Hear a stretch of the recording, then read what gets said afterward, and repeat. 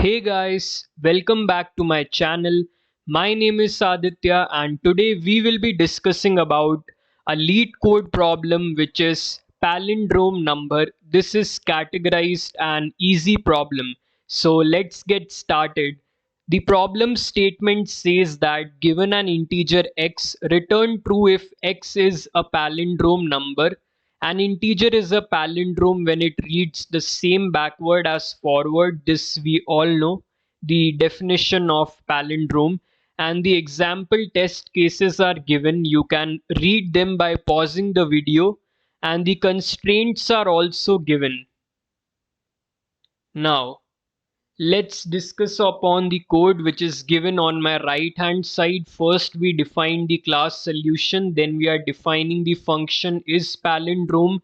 The input is x which is an integer, and then we are returning the data type boolean if x less than 0. Suppose the integer which we input is less than 0, which means it is a negative number, then its palindrome will not exist.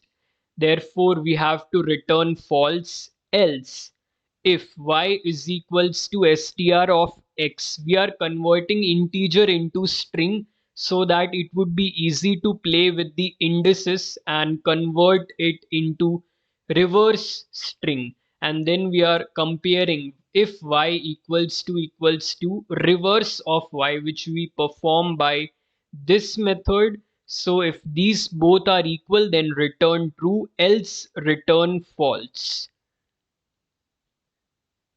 The palindrome basically means which it reads the same backward as forward as is written here. So the reverse of the string should be same as the original string. Therefore, if this happens, then we have to return true, else we have to return false. If we run this test case, so it's accepted and the output was true and expected was also true. Now we'll submit and see how much precision we get. So the runtime was 139 milliseconds and it was faster than 12.99%, around 13% of Python 3 online submissions. So this is how we do the LeetCode problem of palindrome number. Thank you.